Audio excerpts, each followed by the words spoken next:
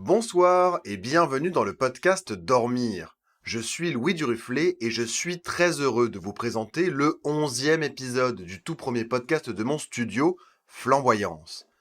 Dormir, c'est un besoin primaire, comme manger. Et de la même manière que les repas, ça n'est pas que manger, se coucher, ça n'est pas que dormir. Et ça fait du bien de s'en parler. Vous allez découvrir ici 2 fois par mois le rapport que quelqu'un entretient à son sommeil, sous le format d'une interview. Cette semaine, j'ai le plaisir d'accueillir dans cette émission Caroline, massothérapeute à Valenciennes, dans le nord de la France. Vous allez vite le constater, mais cet épisode présente quelques problèmes de son. J'ai quand même choisi de partager l'entretien avec Caroline, son propos n'en reste pas moins fort. Bonne écoute. Je suis Caroline, j'ai 41 ans, j'accompagne des personnes dans leur confiance en soi et je propose aussi du massage bien-être. Je m'endors facilement le soir, mais aussi après le repas du midi. En fait, je suis une adepte de la micro-sieste. Parce qu'en fait, c'est un besoin physiologique que je ressens après manger, simplement peut-être par le phénomène de digestion. Mais même si je mange pas tôt, je le ressens généralement vers 13h. Et ça m'arrive de faire la sieste avant de manger si je mange tard. Et c'est vraiment un besoin que je ressens au niveau du ventre. Et à ce moment-là, j'écoute mon corps, et à ce moment-là, si je m'allonge, simplement, je peux partir très vite, je m'endors et je me réveille automatiquement au bout de 12 minutes. Le soir, je m'endors facilement. Par contre, le matin, quand je suis réveillée, les pensées commencent à tourner et là, j'ai beaucoup de mal à me rendormir. Si je suis pas une adepte du tout des grasses matinées. Je vais plutôt me coucher tôt. Enfin, j'ai plutôt tendance à piquer du nez assez tôt, vers 9h30, 10h. Mais par contre, le matin, vers 6h, je suis réveillée. Et si je vais me coucher plus tard, même si je vais me coucher à minuit, à 6h du matin, je me réveille. Il y a comme un réveil automatique chez moi. D'ailleurs, ça fait à peu près 3 ans que je me réveille sans réveil et que je n'utilise plus de réveil. C'est très rare que j'arrive à me rendormir. Je dis pas, ça arrive une fois de temps en temps. Si vraiment je suis fatiguée, ou alors si j'arrive à lâcher le flot de pensée, mais il faut vraiment que j'arrive à lâcher le flot de pensée, que je n'ai rien à faire. Sinon il y a quelque chose qui m'entraîne de ne pas savoir lâcher prise peut-être sur les choses qui sont à faire. Je suis aussi de nature curieuse, donc je crois que depuis toute petite, quand je me réveille, j'ai envie d'aller quelque part explorer le monde, voir ce qui se passe autour, et cette joie d'être en vie, de retour à la vie et d'y aller, quoi. J'évite de me dire il faut que je dorme. Je sais que j'ai un besoin d'à peu près 7 heures de sommeil par nuit. Ça m'arrive de dormir plus, parfois de dormir moins. Surtout l'hiver, en fait. L'hiver, comme cette saison-là, on est en novembre. Je ressens que j'ai besoin de dormir un petit peu plus que l'été. Que l'hiver, je vais plutôt dormir 8 heures, ça va plutôt 7 heures à un peu plus, et l'été, ça va être 7 heures un peu moins. Et je le vis très bien, je m'adapte un peu au soleil, en fait. Je suis à l'écoute du corps et de ses besoins, de ses envies, et je pense que c'est important.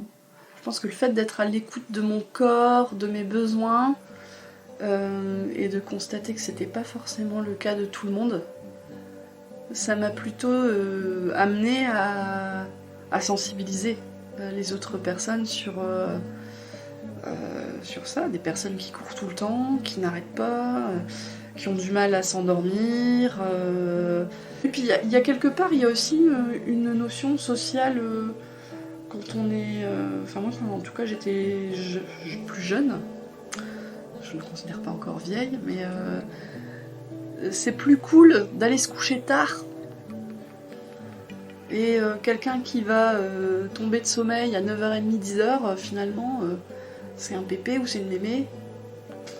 Et il faut sortir en boîte de nuit, allez, on va pas aller danser avant 11h, minuit, si on arrive trop tôt, c'est pas cool.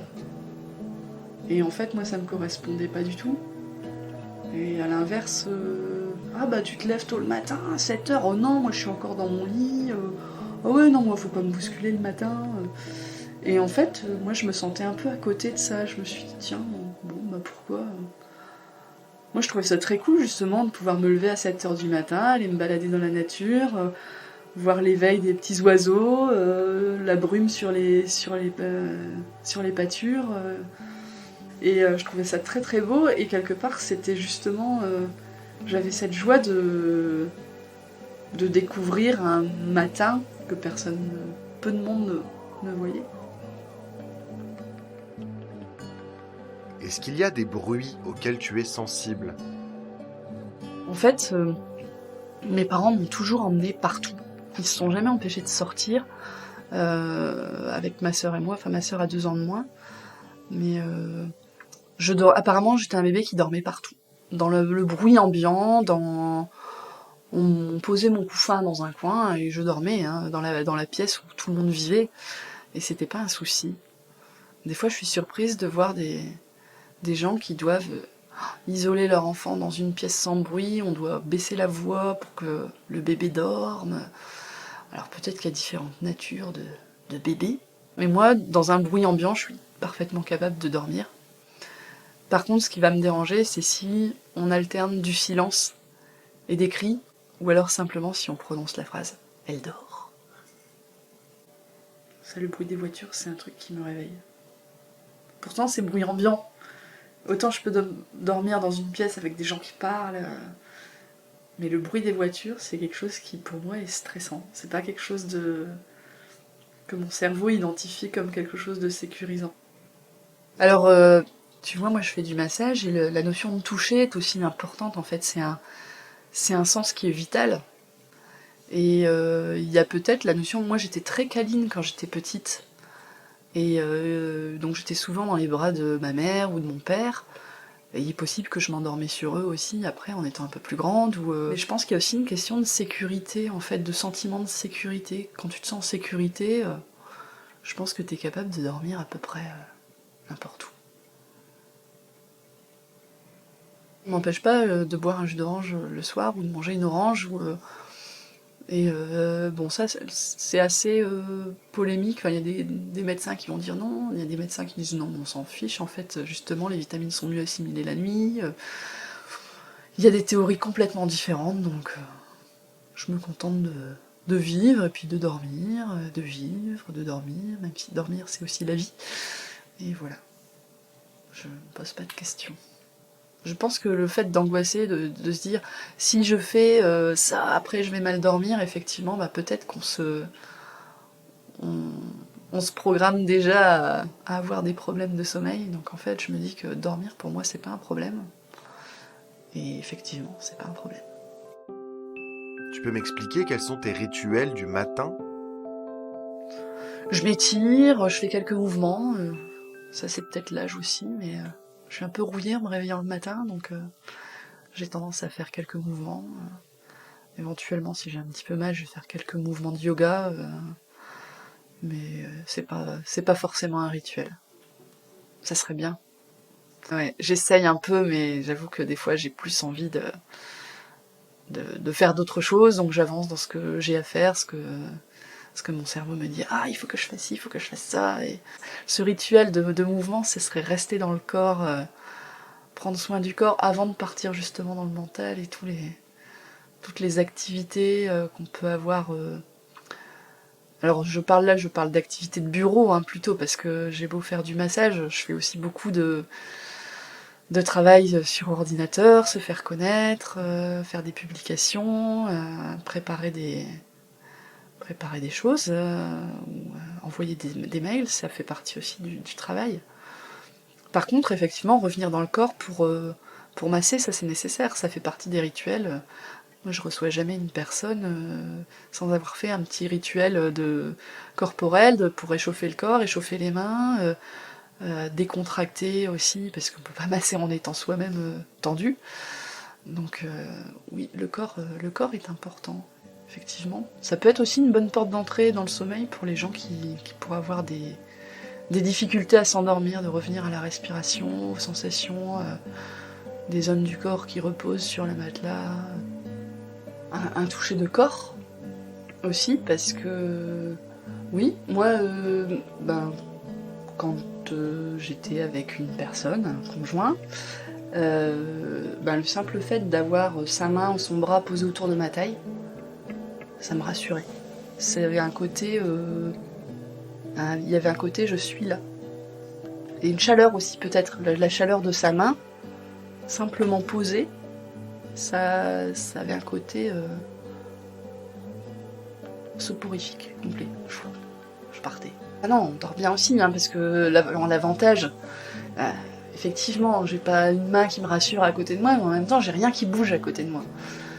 Donc, quelque part, il n'y a pas une couverture qui se soulève en faisant rentrer un courant d'air froid à l'intérieur des draps. Non, je dors très bien seule.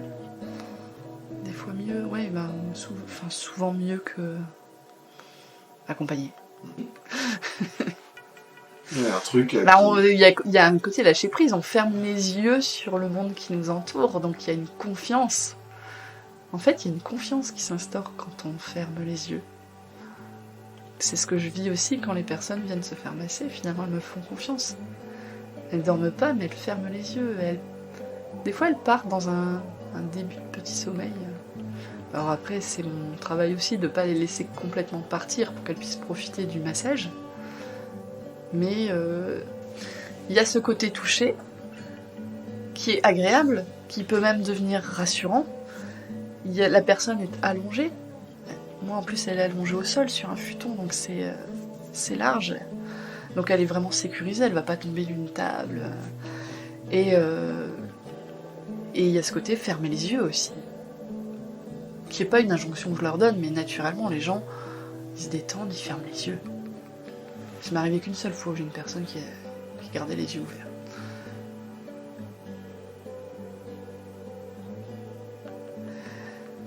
Il y a un sujet dont on n'a pas parlé, qui me tient à cœur quand même, dans les bruits irréguliers par lesquels j'ai eu l'occasion d'être dérangée. Ce sont des bruits de ronflement d'un compagnon. Et alors des ronflements normaux, ça me dérange pas plus que ça. Mais là, c'était une personne qui faisait de l'apnée du sommeil et ne le savait pas. Et en fait, j'ai écouté, mais il ronflait de manière irrégulière, c'est-à-dire que d'un seul coup, il pouvait y avoir un très gros ronflement et derrière, plus rien. Pendant, je dirais, 3-4 respirations.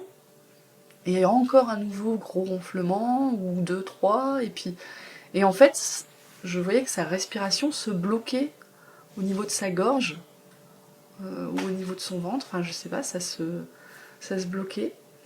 Et j'ai pu identifier qu'il faisait de l'apnée du sommeil. Et lui, il avait tout le temps, chaque fois qu'on lui demandait si ça allait, oui ça va, un peu fatigué, mais ça va.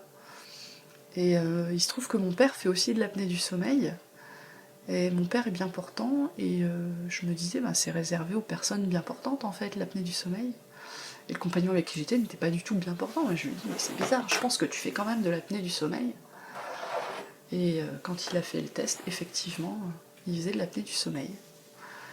Et en fait, ça peut être très très dangereux parce qu'on perd des années de vie quand on respire pas la nuit. On est très fatigué et on peut même s'endormir en cours de journée.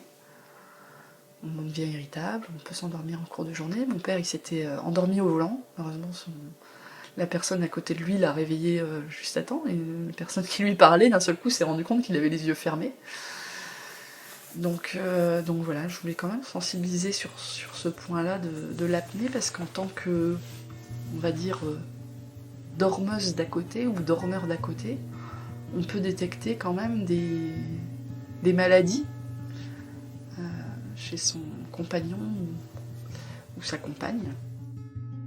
L'apnée du sommeil dont parle Caroline, c'est lorsque la respiration s'arrête de façon incontrôlée et répétée pendant le sommeil. Plus on s'arrête de respirer, plus grave est l'apnée du sommeil. Et comme on dort, difficile de se rendre compte qu'on ne respire pas. C'est la raison pour laquelle l'apnée du sommeil peut passer très longtemps inaperçue. Il faut savoir que les conséquences sont importantes et graves. On est fatigué tout le temps et dès le réveil, sans comprendre pourquoi, et on peut aller jusqu'à s'endormir au volant par exemple, ou en manipulant des machines dangereuses au travail. Des problèmes de mémoire également peuvent apparaître, voire des apparitions précoces de démence. Le fonctionnement est pourtant connu. En se relâchant, les muscles de la gorge deviennent mous et rendent le passage de l'air difficile. Si l'air passe peu et mal et fait simplement vibrer la paroi, on ronfle. Et si l'air ne passe plus, c'est l'apnée. Des solutions existent pour permettre à l'air de passer. Si vous vous sentez fatigué, si votre compagnon, votre compagne vous signale d'importants ronflements, allez consulter. Ça vous sauvera peut-être la vie. Mais voilà, donc c'est une vigilance à avoir, plutôt que des fois simplement râler sur le ronflement de l'autre, c'est aussi observer comment il ronfle et s'il respire bien en fait. Parce que c'est important. Et alors après, faut s'appareiller, voilà, c'est tout un... Mais les personnes, donc les 2 personnes que je connais qui sont... En fait, j'en connais 3. J'ai aussi un grand-oncle, qui sont appareillés, donc ils ont un appareil respiratoire la nuit, qui leur souffle de l'air dans les poumons, qui adapte la pression en fonction de leur respiration, avec un réglage personnalisé, ferait pas marche arrière. C'est-à-dire qu'on peut se dire, tiens, non, dormir avec un appareil, jamais de la vie. Et en fait, vu le confort qu'elle récupère en journée, elle préfère largement dormir avec un appareil que de dormir sans. Est-ce que tu rêves ? Alors, je rêve, donc je parlais tout à l'heure de la micro-sieste. Les micro-siestes, je pense qu'on ne tombe pas forcément dans un sommeil très profond. Pour moi, la micro-sieste, c'est vraiment un reset. Le cerveau se déconnecte et se reconnecte. C'est vraiment... Ça permet de déconnecter. Mais pendant ces 12 minutes dont je te parlais tout à l'heure, 12 minutes de micro-sieste, je pars clairement et je vis une aventure. Il se passe quelque chose à chaque fois. Alors je saurais pas te dire quoi exactement, mais général... enfin, le cerveau range des choses, hein. De toute façon pendant le sommeil, il y a des choses qui se mettent en place. Et oui, je rêve pendant les micro-siestes, parce que je pense que je suis ce qu'on appelle le sommeil paradoxal. Je les sens pas très loin.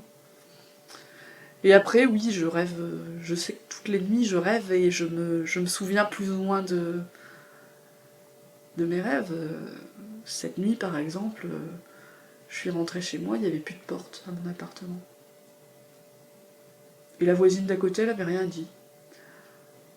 Et j'étais avec mon autre voisine, et là, on essayait de comprendre ce qui s'était passé, puis on a retrouvé ma porte posée un peu plus loin, donc son mari a remis la porte. Et puis voilà, puis j'ai constaté qu'on n'avait rien pris chez moi. Par contre, j'ai déjà fait aussi des rêves, ce qu'on peut appeler ça prémonitoire.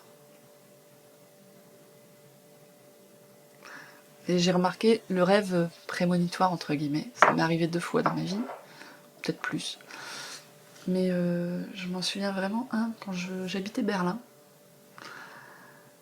À l'époque, j'étais un Schwarzfahrer, je fraudais dans le métro à Berlin. Et il y a une nuit où je m'endors et je rêve que je suis contrôlée dans le métro. Le lendemain, du coup, je me dis, je vais prendre un ticket quand même.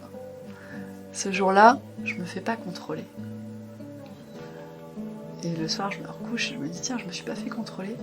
Et là, je me dis, oui, mais les rêves prémonitoires, c'est 2 jours avant. Donc le lendemain encore, je descends dans le métro de Berlin, à la station où j'étais. Et là, je me dis, bon, on va rentrer, on va se mettre en règle, je vais prendre une carte. Et il se trouve que je vais à l'accueil de cette station, ils me disent, on les vend pas ici, les cartes mensuelles, c'est à la station suivante. Bon, allez, du coup, je monte dans le métro comme ça, je dis, je vais aller à la station suivante, tant pis, je fraude sur une station et j'achèterai ma carte mensuelle à la station suivante. Je rentre dans le métro, les portes se ferment, et là, il y a 2 contrôleurs qui se révèlent, parce que là-bas c'est comme ça, on les voit pas arriver, ils sont habillés en civil, et puis d'un seul coup, hop, ils sortent leur carte et ils contrôlent dans le métro. Et donc je me suis fait contrôler dans le métro de Berlin, 2 jours après mon rêve. Je suis descendue du métro avec les contrôleurs, j'ai baragouiné un peu en français, j'ai expliqué, j'allais chercher une carte mensuelle, on m'a dit qu'on n'en vendait pas là. Sprich nicht sehr gut Deutsch. Französisch. Il a appelé son collègue, il dit bon, laisse aller. Ils m'ont laissé partir. C'est sympa. Ouais, j'ai quand même une bonne étoile.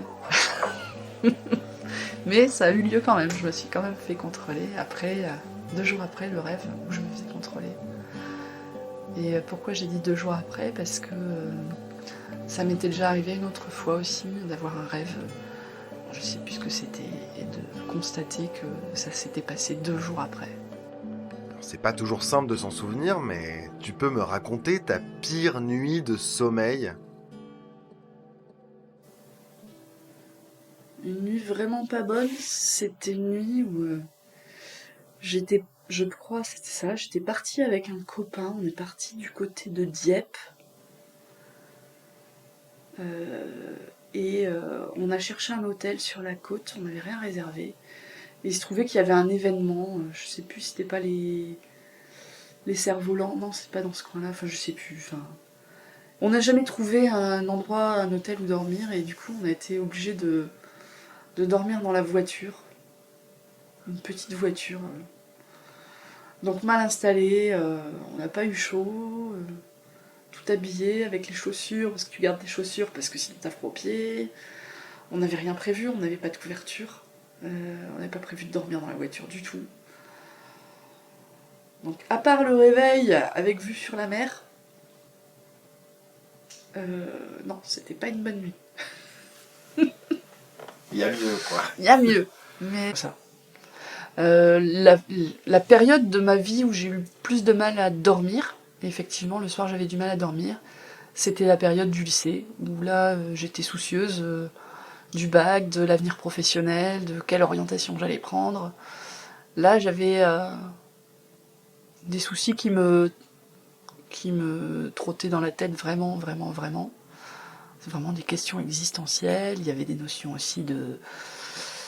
j'étais un petit peu harcelée au lycée, donc c'était pas évident, j'étais pas bien dans ma peau.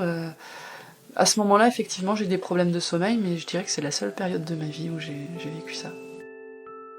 Et enfin, ma question favorite, quelle œuvre d'art t'évoque le sommeil? C'est une petite animation dont me parlait ma mère, et que j'ai eu l'occasion de voir, simplement Bonne nuit les petits. Et je trouve ça tellement mignon, ce petit rituel qui passait à la télévision à l'heure du coucher des enfants dans les années 50, 60.